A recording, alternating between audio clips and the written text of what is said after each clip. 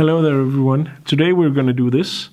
This is a very, very nice pike fly in my favorite color scheme, black and orange, and really a cool pattern that is going to catch me a lot of pikes. It's a fairly simple fly based on not that many materials. And there's a lot of repetition in this one, but it's articulated. So you have a tail part here that really can bounce freely and will move very erratic in the water and really make the pikes go crazy. So let's get to it.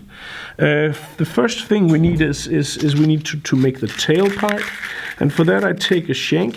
A silver or a black shank. The flyman shanks are pretty awesome for this. And basically what we want to do is we want to have a tail with some feathers that really can give a nice kick to the fly here. So just gonna tie some thread in, and then I'm gonna take some saddle feathers, and for this.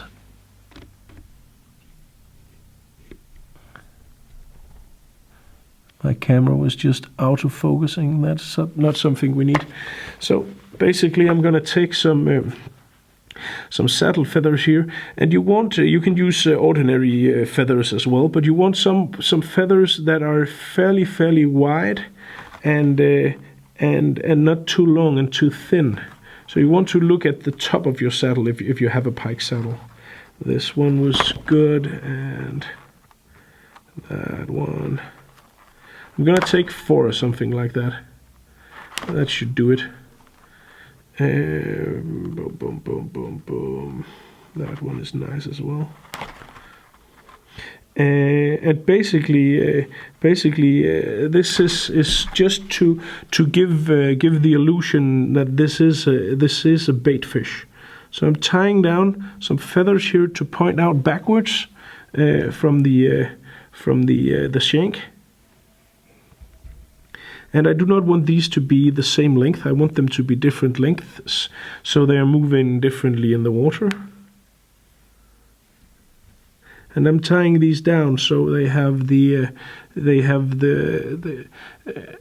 curve of the feather is pointing outwards, simply to make them move better in the water. Like that. Looks awesome. 4 or 5, something like that. And these are probably 8 or 10 centimeters long, something like that. 6 to 8 to 10 centimeters. And as you can see, they're not completely uniform in length.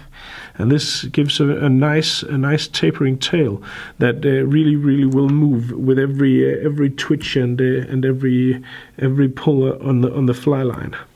So like that. Now I'm gonna add a bit of flash here, and for this I'm gonna use some of this one of these new colors of Flashaboo Magnum, that is a blend of black and gold and orange. Very nice combination. So basically, we do not want this to be longer than the tail. So I'm just gonna take a small bundle of this. And I'm just gonna tie in so it's not as long as the tail, but close to, but not as long as the tail. Like that. Hello. Like that. Just to have a bit of a flash effect here. There it is. I'm gonna cut off the leftover part here. We don't need that anymore. So we have the nice long tapering tail, and just to make this make the rest of this shank a bit bulky and have something to fill it with, I'm gonna put on some reflector flash, like that. This is basically just a strand of yarn that has some material sticking out from it. And basically I'm just going to turn this here. So it's kind of has a hackle effect. Polar reflector flash, this is called. Just fold everything back here. And this is a nice way. This is actually a type of fly, so you can do this. You can do variations over this color scheme as much as you like. This is basically just a way of tying pike flies, so to speak, like that. Attach this. Just fold everything back. Cut off this leftover here. I'm using a Vevus 100 Denia GPS thread, which is the best thread for pike I ever tried. Really a nice tying thread. It's nice and heavy duty, and you simply cannot pull this. You cannot tear this apart with your hands, and it's also fairly bulky, so you don't have to tie as many. You don't have to use as many turns with the thread in order to fill out what you need. So basically, there you have the tail part. I'm just gonna put this off to the side, and then I'm gonna take my hook. This is going to be an Arix Light Predator in 6.0, 6-0, and to this I'm going to add a 5.5 millimeter tungsten bead in order to give this fly some weight. And this is really a nice thing, because these flies with the fishman skull can have a bit of air in the head, so it's nice to have something that gives this fly the buoyancy and exactly the right weight. So it will sink as soon as it hits the water, but it will not sink too rapidly. If you want more weight, you can simply apply more of these to the fly or even to your leader. That works as well. So basically like that. And then we're off to attaching the tail. So here I'm going to take some not too kinky titanium leader.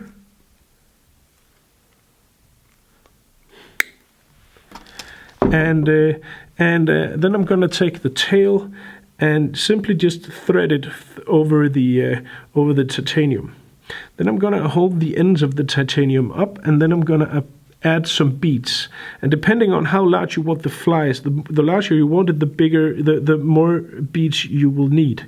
I would like this fairly big, so I'm gonna apply 4 of these beads.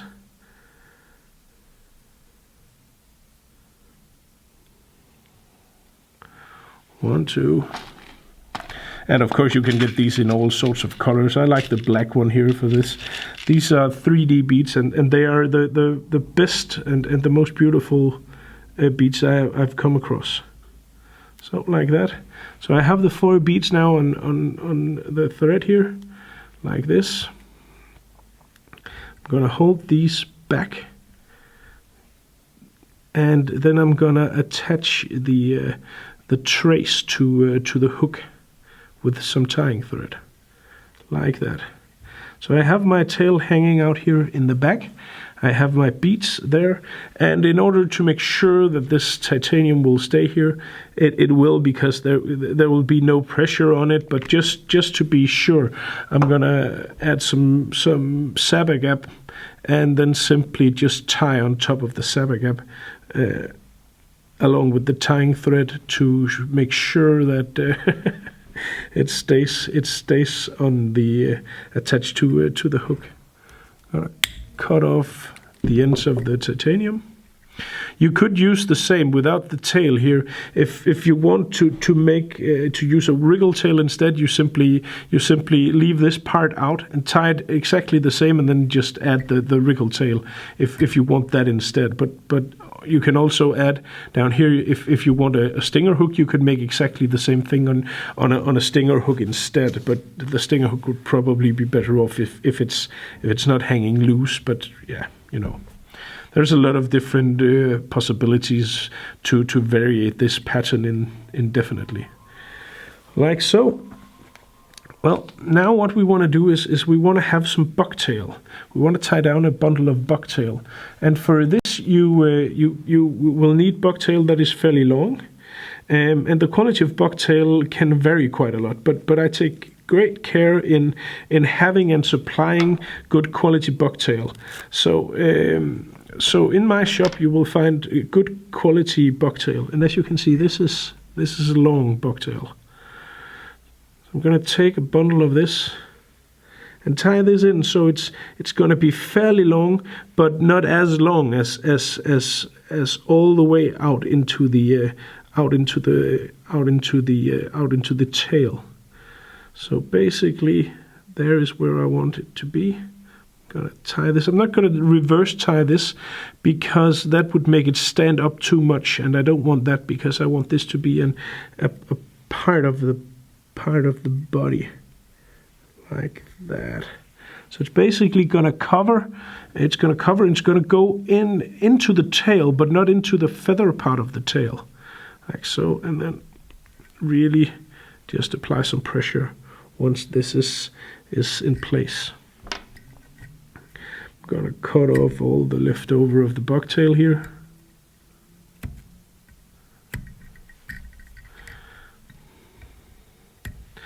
I think a black thread would probably have been preferable here, because the rest of the fly is black. But I will manage. It's okay.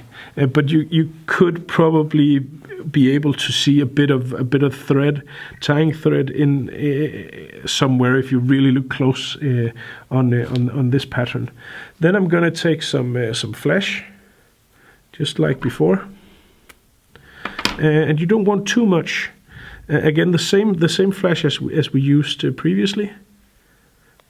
And of course, you want to make sure that this is uneven in length, and you do not want this to be too long, because that will mess up the tapering and the buildup of this fly. So basically something like that is approximately the same length. A bit, some strands are shorter, some strands are a bit longer than the bucktail. You can take one bundle of this flesh and simply cut it into two sizes as you go along. That's what I've done, like this. And then to give this kind of like a continuous look, I'm going to take two fairly short orange grizzly hackles, and I'm going to apply one to each side of the fly here. And these should not be too long, but kind of like the sidelines of this fly, like so.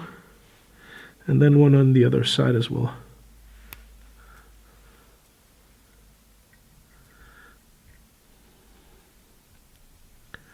Like that.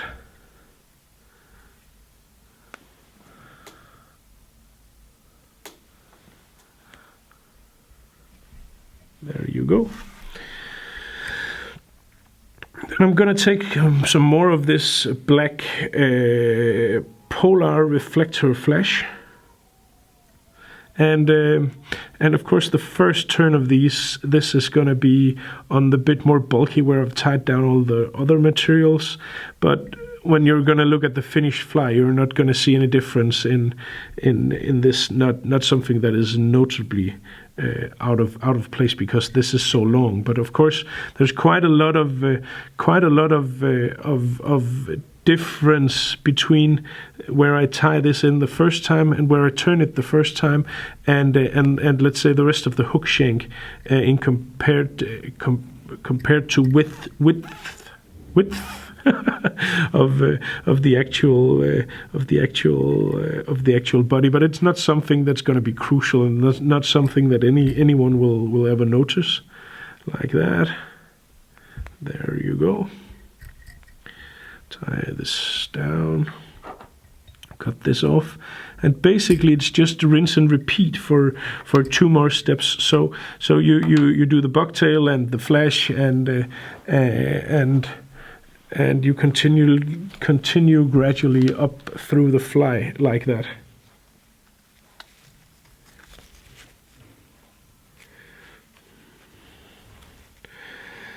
And the next part with a bucktail, you don't need as long a piece of bucktail as you did before, simply because here you want this to taper the right way, and not be too long, but a bit more bulky.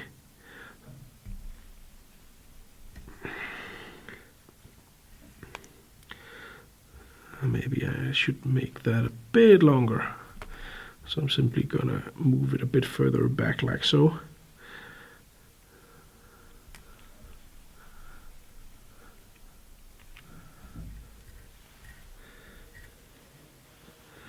There we go. Cutting off all of this. This will give you, when you're done, it's going to give you a very transparent and very nice swimming, fairly light fly that is relatively easy to cast. It's not going to be that heavy. You don't have too many heavy materials on here, so it's going to be fairly easy to cast. It's going to move great through the air, and it really is going to find you some pike. I don't want flesh in this part, I think. I'm going to skip the flesh here. And then basically I'm just going to add a new section of the polar reflector flesh.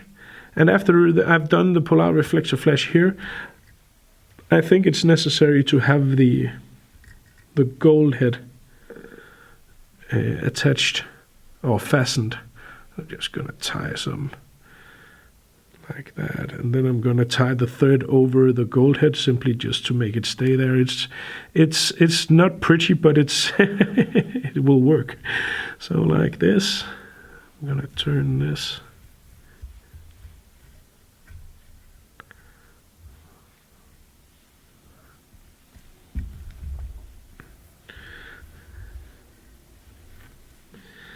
Every time I turn this artificial hackle, I'll make sure to keep all the materials pointing backwards like so.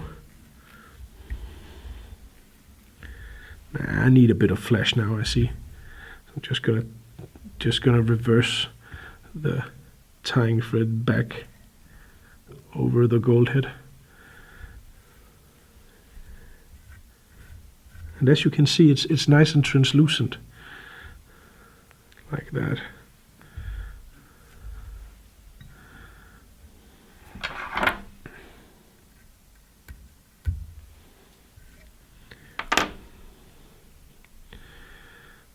I'm going to do the flesh on the other side. Ouch, ouch. I got stuck there on the barb, as you can see. Well, you know, fly tying, it's a risk. But someone's got to take it. What I want to do here is basically no, I'm going to do that later. So, okay. So now I'm going to tie in a bit more flesh. Again, not that much, and not too long.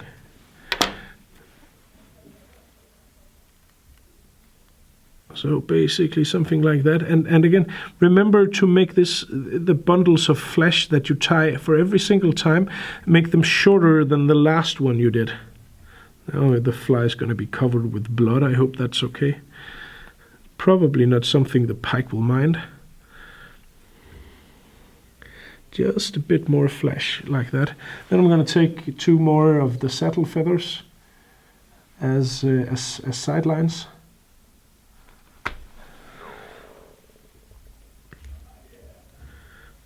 One on each side to give that contrast and to keep that orange color scheme going on the fly here. Oh, that was not tied solidly enough. And these will really come out and look awesome in the water. Yeah, there's a lot of blood going on now. I hope you're not squeamish.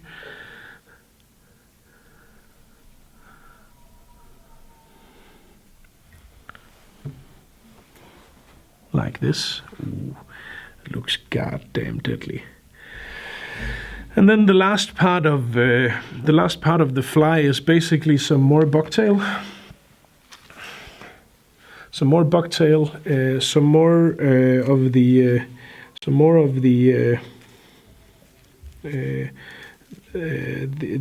stuff we're turning around, the polar reflector flash. There's a lot of stupid names in fly tying, and, and it's difficult to remember all the materials you use all the time. I try to do my best. Basically like that.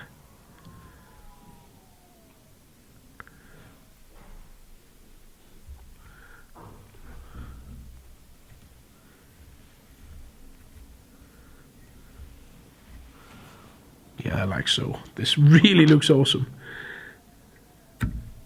I'm a big fan of this way of tying. It was Paul Monaghan who I've watched a great deal of his fly tying instructions, and he really is a cool guy and an awesome fly tyer. So if you haven't checked him out, then check out his YouTube, Paul Monaghan. He really is a master at his craft, and sounds like a very decent guy as well.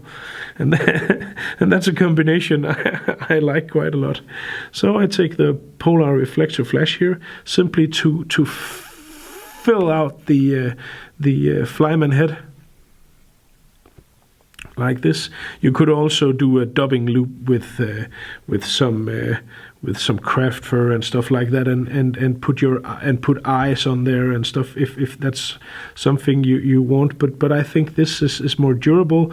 It's easier, it's faster, and I really like the flyman heads a lot. They look very nice, both in the water and and on Instagram, of course. But I try to design flies that really I like to fish with, and that I think have all the components and all the ideas that gives the fly more life and makes them fish as good as possible. So of course it's cool if the flies look great on Facebook or on Instagram, but mainly I want my flies to be something that fishes well. I'm not saying that Paul Monaghan is doing that, not at all, because Paul is a very great, and as I said, I cannot give him enough credit. He is truly cool fisherman and a truly awesome fly tyer. I just think about my patterns. When I try to do something, I try to incorporate something that will be as fishable as possible, and that's basically the main thing for me. The main thing for me is something I know will catch fish, and be strong and be durable. For this one, I would like a bit more flash, so I'm just gonna add a few more strands of flash to this. And patterns like this it's not going to be the same every single time I tie it. The general theme of this fly is universal, and the color scheme is universal, something that I like. But from time to time, next time I'm going to tie this for my box, it's probably not going to be tied completely the same way as this is.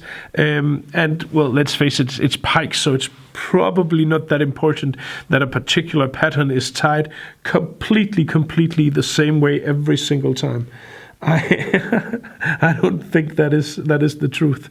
I think the general look of it and the tapering and the movement of the tail and stuff like that is important. But exactly when you place what, if just the fly looks nice and it has the right hovering effect in the water and the tail kicks like it's supposed to and stuff like that, then if it doesn't really matter if you place the flash before you place the bucktail or whatever.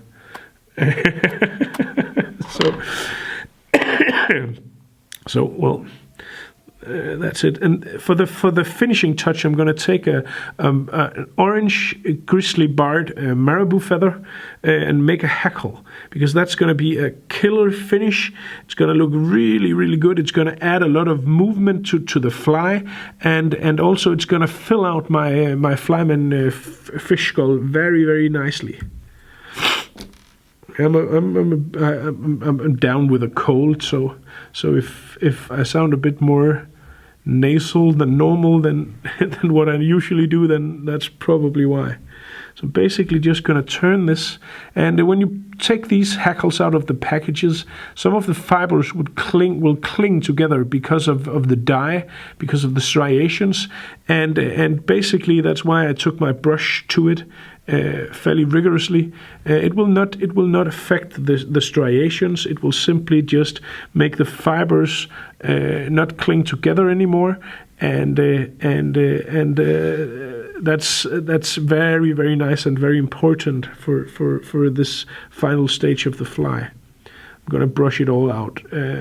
Also, again, as soon as I've turned this. And the marabou feather here is fairly strong, very durable, even though the fibers on marabou seems quite fragile, then they really are not. They are strong and durable, and all of this hackle is going to be covered by the flyman, by the fish skull. So basically, you do not have to worry too much about the fly being bitten to pieces by the pikes, and I've used the strong thread all the way and stuff like that. So this is a highly durable fly as well. So basically, I'm just gonna look at this and pull all the individual marabou out here. You can of course just take your brush to it like so. And it gives a really, really cool, nice finishing touch. Something you could have done as well with let's say, for instance, craft fur hackle or something like that. But I think this marabou hackle is easier, and it gives the same result. You have the longer, more bulky part up here of the head. The tapering is correct, and you have the tail down here that really, really will dance greatly. Then all we need to do is apply the head, and for tying on tubes I use the 10mm a lot, but for tying on hooks I use the 8.5mm. And for this there is not any eyes that actually fit very well, except for the flyman eyes. So I'm going to take an orange one with a white pupil, and I'm basically just going to cut off a tiny amount of it all the way around. This is a 10mm eye, and you can do that fairly easily, as you can see what I'm doing here. I hope you can see that.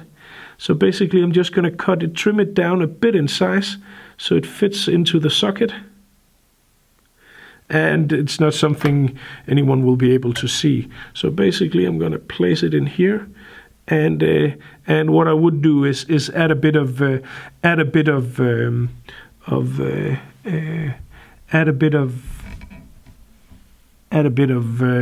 UV glue on top of there, and there you have it. The fly is done. And really a nice color scheme. My two favorite colors for pike, orange and black combined into one. And this will hover, this will move insanely in the water and kick a lot with the tail and stuff like that. Simply a great pattern for pikes. And I'm gonna dip this into the water maybe tomorrow. Thank you for watching. Of course, remember to subscribe to the channel if you haven't done so already, and swing by for the full material kit for this fly. Buy that in my webshop, flytying.eu. Thanks for watching.